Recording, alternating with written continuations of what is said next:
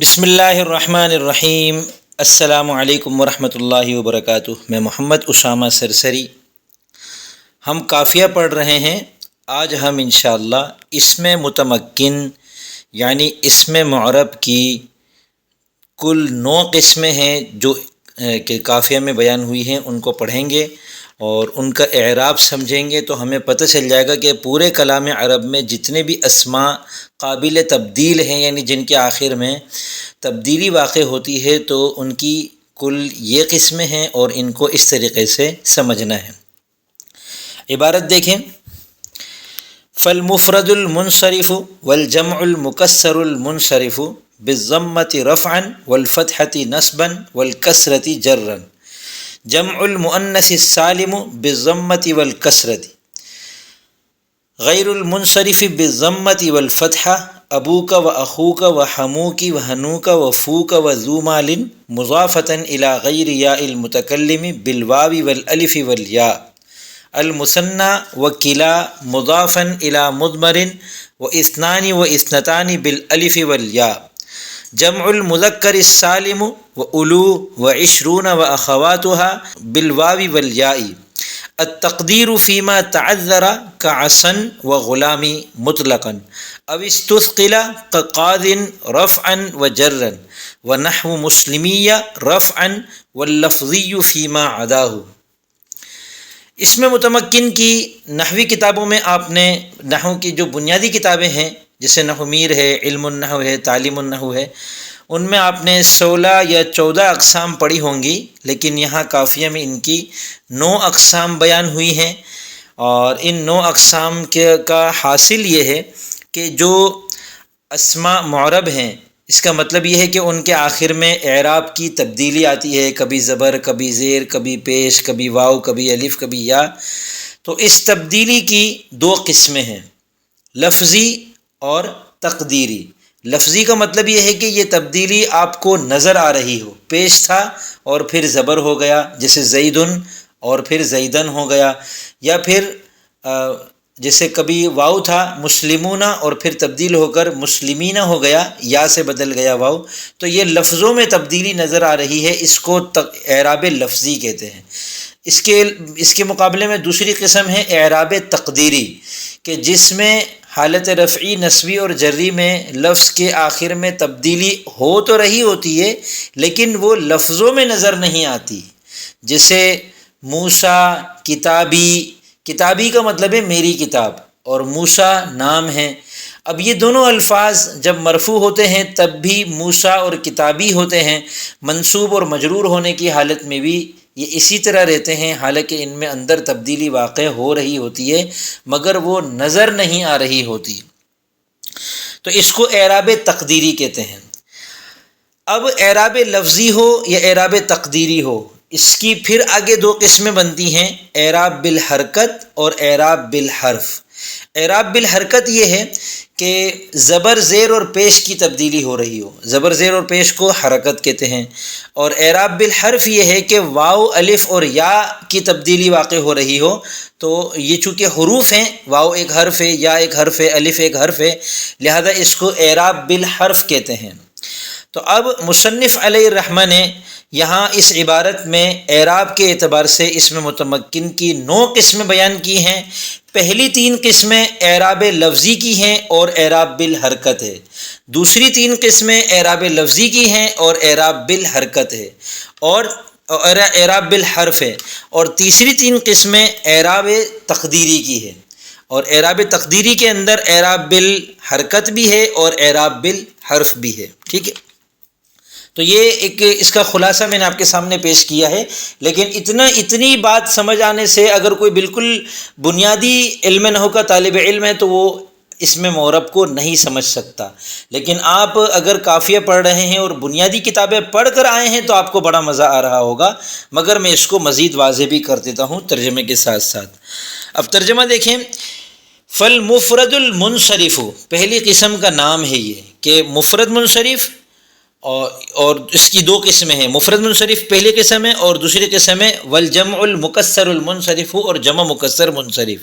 یہ دونوں نام ہیں، یعنی مفرد منصرف ایک قسم ہو گئی اور جمع مکسر منصرف دوسری قسم ہو گئی.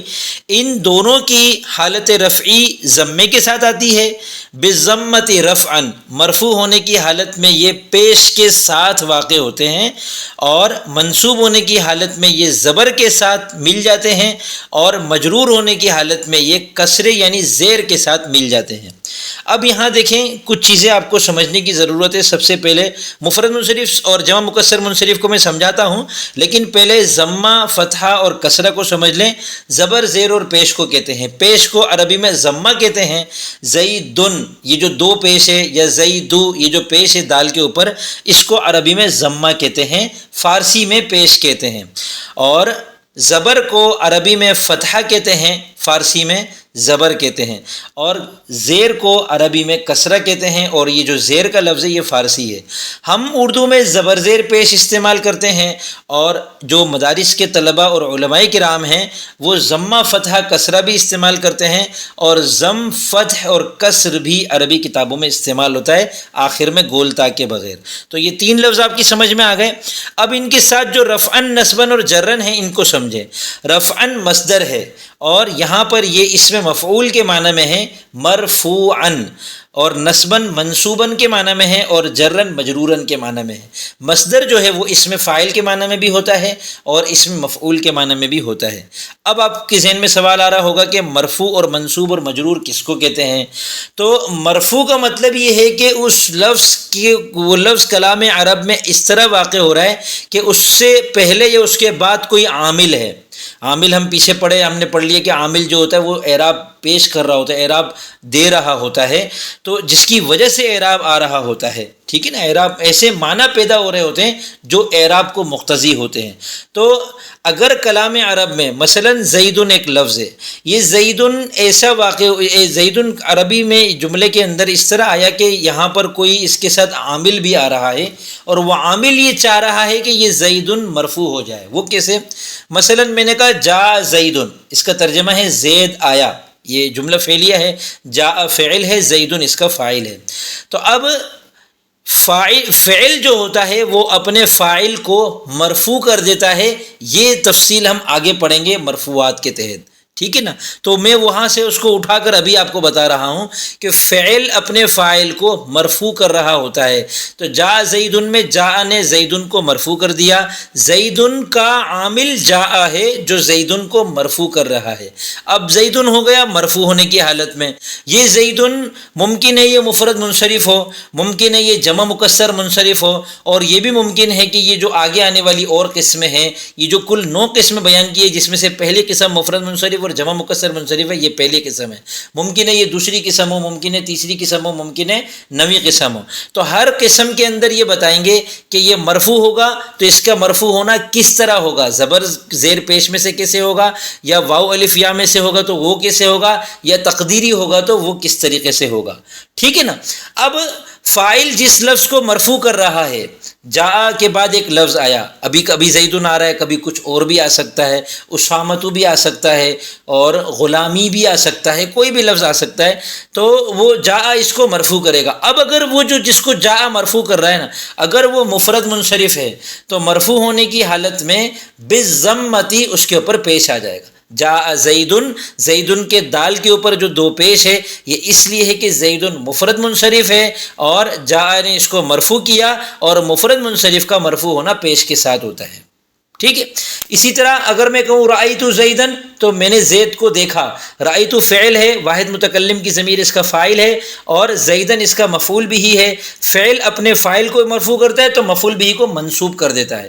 اب یہاں پر رأیت زیدن کو منصوب کر رہا ہے، اور زیدن چونکہ مفرد منصرف ہے اس کا منصوب ہونا کیسے آتا ہے؟ والفتحتی نصبن، منصوب ہونا زبر کے ساتھ آتا ہے. لہذا یہ ہو گیا رأیت زیدن. اور اسی طرح مررت بزیدن، میں گزرا زید کے پاس سے.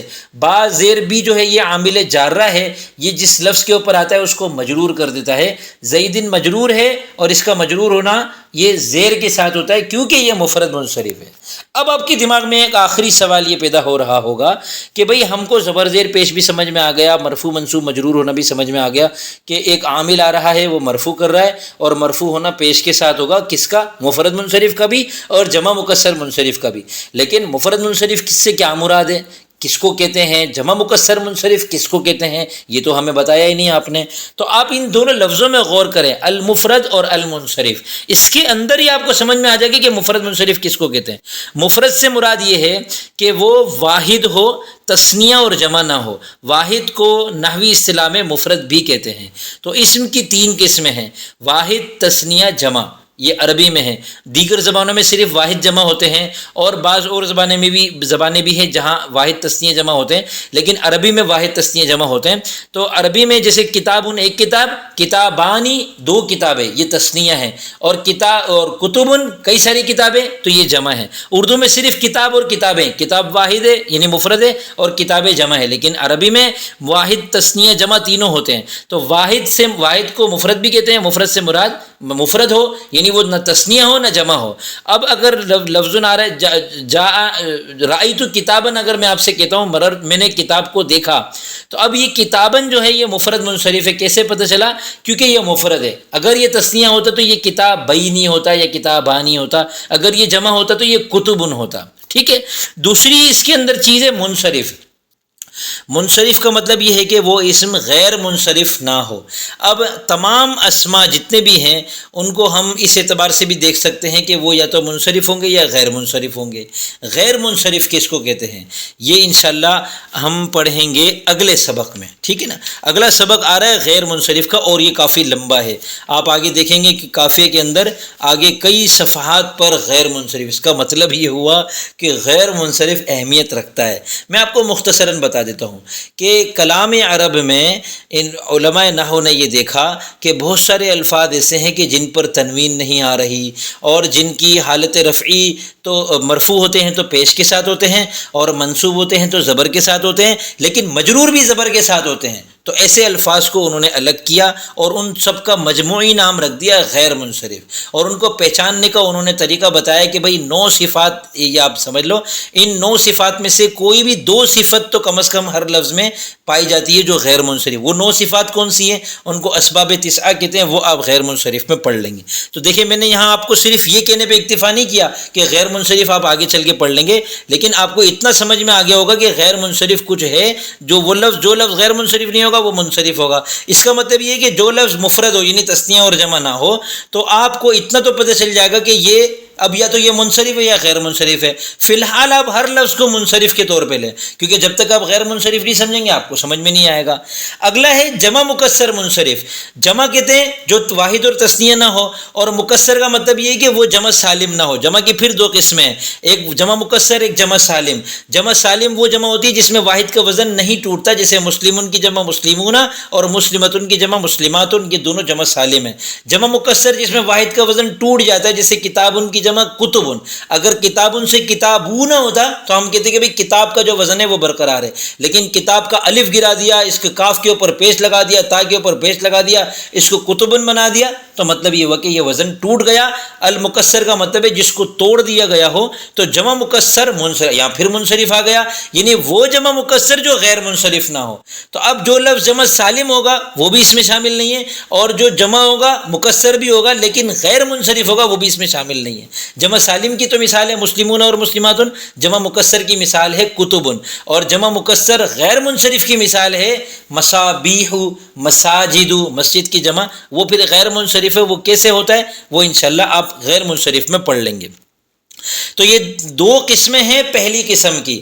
ہم یہاں 9 قسمیں پڑھ رہے ہیں اعراب کے اعتبار سے، اس میں سے یہ پہلی قسم ہے۔ پہلی قسم کس اعتبار سے کہ مرفوع ہونا اس کا پیش کے ساتھ ہوتا ہے، منصوب ہونا زبر کے ساتھ ہوتا ہے، مجرور ہونا زیر کے ساتھ ہوتا ہے، اور اس کے اندر 2 قسمیں ہیں، مفرد منصرف اور جمع مکسر منصرف۔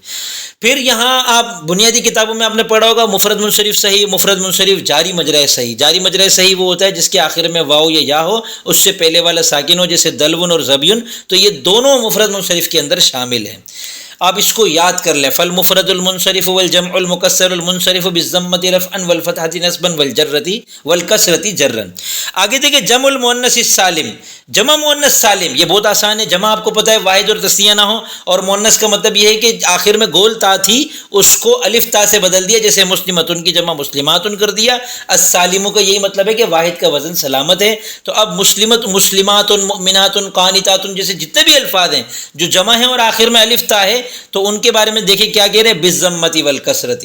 اب انہوں نے رفعا نصبا جرا چھوڑ دیا بولنا، کیونکہ یہ اختصار ہے اس کتاب کے اندر، مختصراً بتا رہے ہیں بالضمۃ رفعا کہ مرفوع ہوگا تو پیش کے ساتھ ہوگا جیسے پہلی والی قسم تھی، لیکن منصوب ہونے اور مجرور ہونے دونوں حالتوں میں یہ والکسرۃ اس کے آخر میں زیر آئے گا۔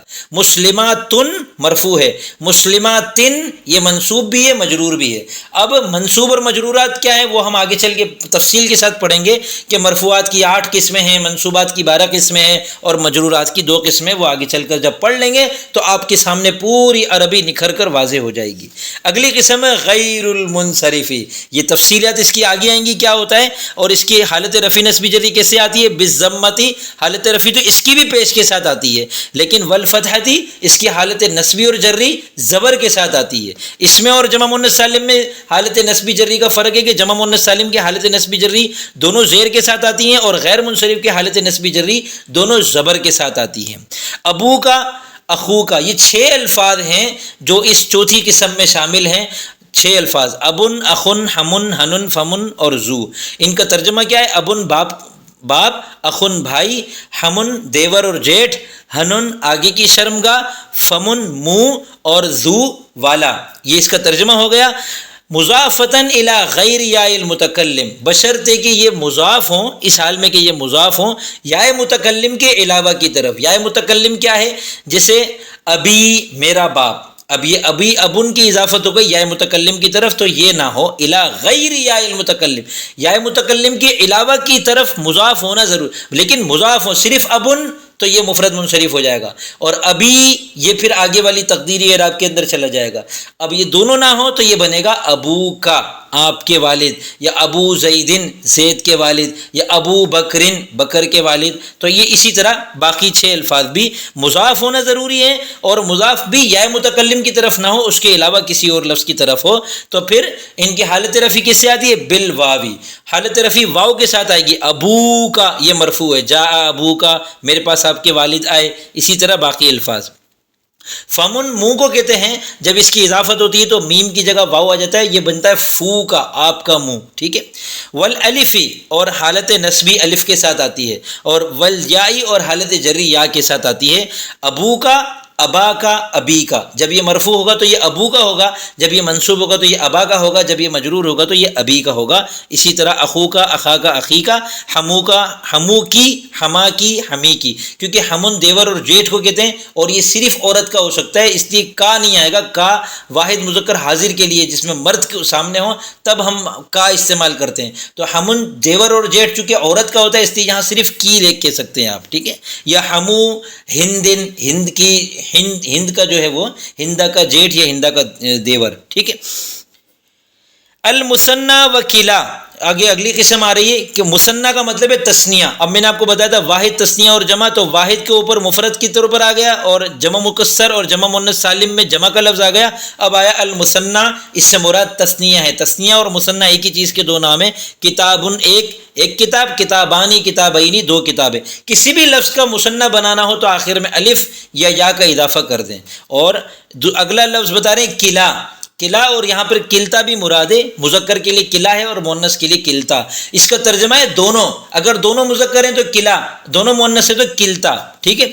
مضافن الی مضمرین، بشرطے کہ یہ ضمیر کی طرف مضاف ہو، یعنی کلاہما دونوں کے دونوں، کلتاہما دونوں کی دونوں، ٹھیک ہے۔ ضمیر کے علاوہ کی طرف مضاف ہوں گے، جیسے کلا کتابین، کلل کتابین دونوں کتابیں، اس صورت میں یہ کلا یہ والا اعراب نہیں آئے گا، بلکہ یہ اعراب تقدیری میں چلا جائے گا، کیونکہ یہ استعمال سے پتہ چلتا ہے۔ اسی طرح اس قسم کے اندر دو لفظ اور بھی شامل ہیں، اثنانی اور اثنتانی۔ اثنانی کا مطلب ہے دو، اور اثنتانی کا مطلب بھی ہے دو، لیکن مذکر اور مؤنث کا فرق ہے۔ آپ کہیں گے کہ مثنیٰ اور اثنانی میں کیا فرق ہے؟ مثنیٰ ہر لفظ جو بھی جس کی تثنیہ آ جائے، جیسے کتابن کی تثنیہ بنا دی، لیکن اثنانی اور اثنتانی خاص یہ والے دو لفظ مراد ہیں، تو ان کی حالت رفع الف کے ساتھ آتی ہے، کتابانی، کلاہما، کلتاہما، اثنانی، اثنتانی، اور حالت نصبی اور جری یا کے ساتھ آتی ہے، تو کیسے بنے گی؟ کتابینی، حالت رفیع نصبی اور جری دونوں میں، اور کلیہما، کلتیہما، اور اثنینی اور اثنتینی، یہ ان کی حالت نصبی بھی ہے اور یہی ان کی حالت جری بھی ہے۔ اگلی قسم ہے جمع المذکر السالم۔ پیچھے آیا جمع مؤنث سالم، اس میں اور اس میں صرف مذکر اور مؤنث کا فرق ہے کہ جمع مؤنث سالم کا تو اعراب بالحرکت تھا، جمع مذکر سالم کا اعراب بالحرف ہے۔ اور اس کے ساتھ ایک لفظ اور بھی شامل کریں، الو۔ الو کا مطلب ہے والے، جیسے زو پیچھے آیا تھا اس کا ترجمہ تھا والا، الو کا ترجمہ ہے والے۔ اگلا ایک اور لفظ شامل کریں، عشرونہ، اور اس کے ساتھ اس کی بہنیں بھی ہیں، واخواتھا، بہنوں سے مراد عشرونہ کا مطلب ہے 20، تو آگے پھر 30، 40، 50، 60، 70، 80، 90، اس کی جو عربی ہے 30، 40، 50، 60، 70، 80، 90، ان کو انہوں نے عشرونہ کی بہنیں بتایا ہے۔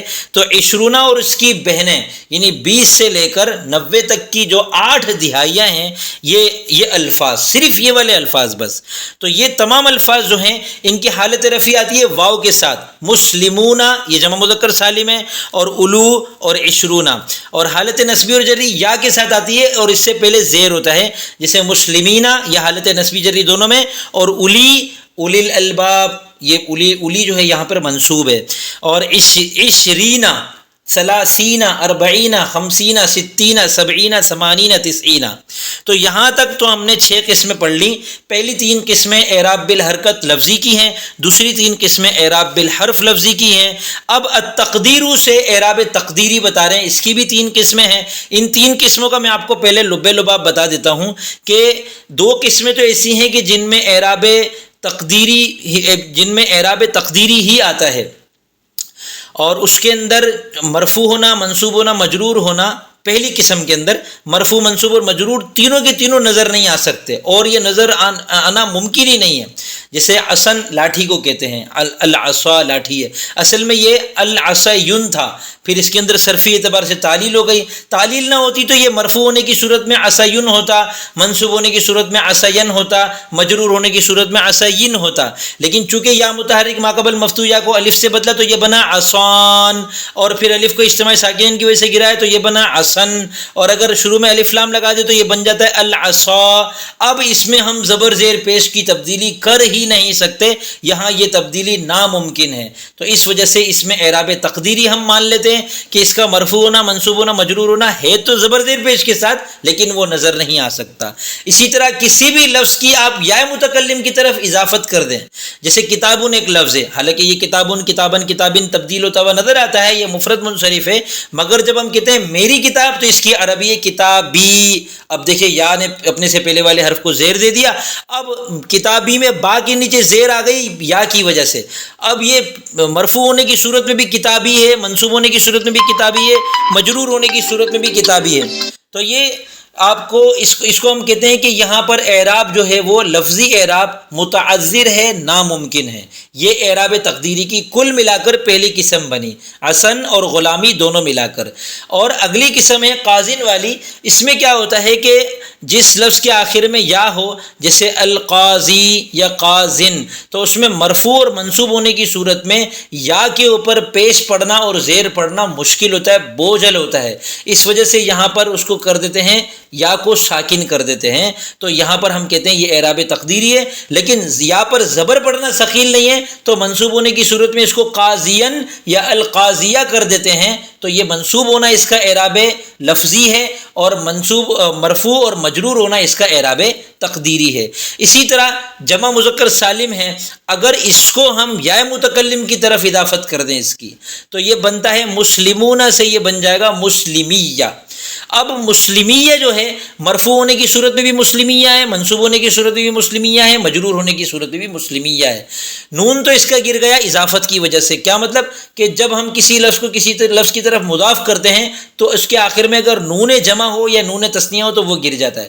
مسلمون یا نون کو اضافت کی وجہ سے گرا دیا اور یا ساکن کر دی تو یہ بنا مسلموئی۔ اب واو یا جمع ہو گئے، پہلا ساکن تھا تو اس میں تعلیل ہوتی ہے، واو کو یا سے بدل دیا اور پہلے والے حرف کے پیش کو زیر کر دیا کیونکہ اب یا پر یا کی مناسبت ہو جائے تو یہ بنا مسلمی، اور آخر میں پھر اس کو ادائیگی صحیح کرنے کے لیے زبر دے دیا تو یہ بنا مسلمیہ، ٹھیک ہے۔ یا اس کو ہم یوں کہیں کہ مسلمون یا تھا اور یا کو آپ زبر ہی رکھیں، نون کو گرا دیں، یہ بنے گا مسلمو یا، واو کو یا واو اور یا جمع ہو گئے، پہلا ساکن تھا واو کو یا کر دیا، یہ بنا مسلمویہ، اور پہلے میم کے پیش کو یا کی مناسبت سے زیر دے دیا، یہ بنا مسلمیہ، ٹھیک ہے۔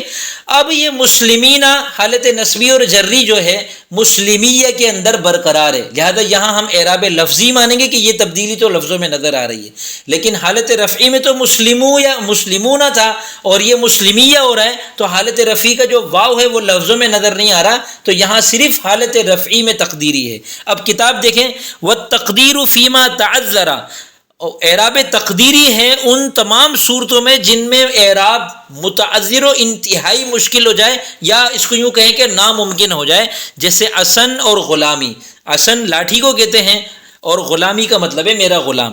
اسن سے مراد تمام وہ الفاظ ہیں جن کے آخر میں الف ہو، اور غلامی سے مراد تمام وہ الفاظ ہیں جو یا متکلم کی طرف مضاف ہو جائیں اور وہ جمع مذکر سالم نہ ہوں۔ مطلقاً کا مطلب ہے کہ یہ دونوں لفظ مطلقاً جو ہے وہ اعراب تقدیری ہوتا ہے، یعنی حالت رفعی میں بھی، حالت نسبی میں بھی، حالت جری میں بھی۔ اب استثقلا، یا پھر وہ تمام صورتیں جن میں اعراب ثقیل ہو جائے، بھاری ہو جائے، بوجھل ہو جائے، جیسے قازن، حالت رفعی اور جری میں۔ حالت رفعی اور جری میں چونکہ اس کے آخر میں یا ہے اور اب اس کو اگر پیش دیں گے قاضیون تو یہ پڑھنا مشکل ہے، ثقیل ہے، استثقلہ اس کو بھاری سمجھا جاتا ہے، اور قاضین زیر پڑھنا بھی مشکل ہے، لہذا اس یا کو ہم ساکن کر دیتے ہیں تو یہ بنتا ہے قاضین، پھر یہ یا اجتماع ساکنین کی وجہ سے گر جاتی ہے تو یہ بنتا ہے قازن، اور اگر الف لام آ جائے تو یہ بنتا ہے القاضی، حالت رفعی میں بھی القاضی، حالت جری میں بھی القاضی۔ اور جیسے مسلمیہ ونحو مسلمیہ اور مسلمیہ جیسے الفاظ رفعاً حالت رفعی میں ان کا اعراب مشکل ہوتا ہے، تو ان کو مسلمیہ کا میں نے بتا دیا مسلمون یا تھا، یہ مرفوع ہونے کی صورت میں اس کا اعراب جو ہے وہ انتہائی مشکل ہے، لہذا اس ثقالت کی وجہ سے اس کے واو کو یا سے بدل دیا جاتا ہے تو یہ حالت رفعی میں اعراب تقدیری ہو جاتا ہے۔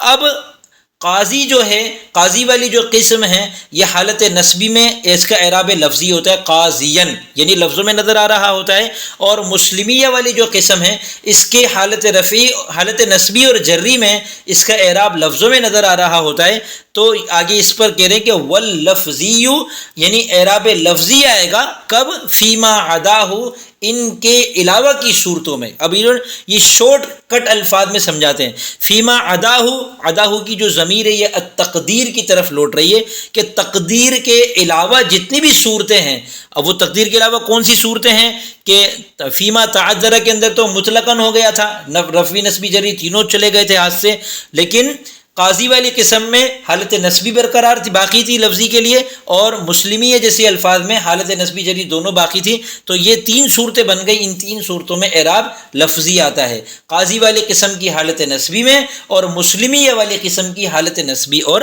جری میں اعراب تقدیری آتا ہے۔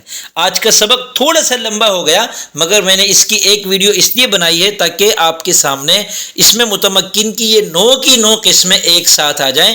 یہ 9 قسمیں ہیں۔ پہلی 3 قسموں کا اعراب بالحرکت ہے، زبر، زیر اور پیش کے ساتھ، لفظی ہے، لفظوں میں نظر آتا ہے۔ دوسری 3 قسموں کا اعراب بالحرف ہے، واو، الف اور یا کے ساتھ، اور اعراب لفظوں میں نظر آتا ہے۔ تیسری 3 قسموں کا اعراب تقدیری بھی ہے اور لفظی بھی ہے اور بالحرکت بھی ہے اور بالحرف بھی ہے۔ تو آپ کہہ سکتے ہیں کہ جو تیسری 3 قسمیں ہیں اس کے اندر تو مکسنگ ہے اور پہلی 3 قسمیں دوسری 3 قسموں میں بالکل واضح ہے بات۔ اب اگر آپ کو اس میں سے کوئی چیز مشکل لگ رہی ہو، سمجھ میں نہ آ رہی ہو، تو آپ نیچے کمنٹ میں مجھ سے پوچھ سکتے ہیں۔